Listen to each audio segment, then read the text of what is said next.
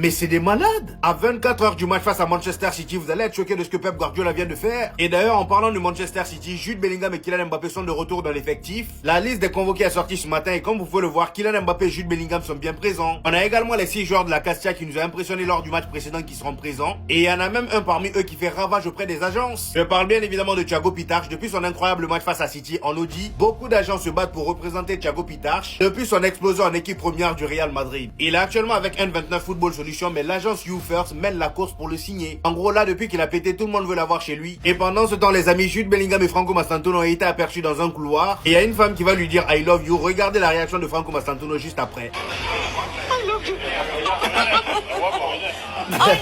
Elle dit à Jude Bellingham I love you. Franco Mastantuono lui répond il est beau, n'est-ce pas? La question que tout le monde se pose maintenant, c'est qu'avec l'arrivée de Kylian Mbappé et Jude Bellingham, quelle composition Arbeloa va aligner face à City? Parce que là, en leur absence, on a quelque chose qui fonctionnait très bien. Est-ce qu'il faut casser ça pour introduire Jude Bellingham et Kylian Mbappé? Je ne pense pas. Et entre vous et moi, c'est très bien que Thiago Pitach va sauter. Et à la place de Camavinga, il remettra Arda Güler. Même s'il ne le fait pas sur ce match-là, étant donné qu'il revient de blessure, il le fera au match d'après. Et ce serait une très grosse erreur. Pendant ce temps, du côté de Manchester City, aucun stress. Pour vous dire, ils sont tellement zen que Pep Guardiola a décidé de pas s'entraîner aujourd'hui. Oui, vous avez bien entendu, il a donné un jour de pause à ses joueurs. Et ce qui est fou dans tout ça, c'est que lorsqu'on lui demande quand est-ce qu'il va s'entraîner, il répond on s'entraînera demain avant le match. En fait, là, c'est comme s'il avait un examen et il révise à la dernière minute, à la dernière heure. C'est vrai que ça peut paraître débile, mais attention, comme il a dit là-haut, cette méthode-là a déjà fonctionné face à Dortmund. Ils avaient gagné 4 buts à 1 en faisant ça. Donc attention.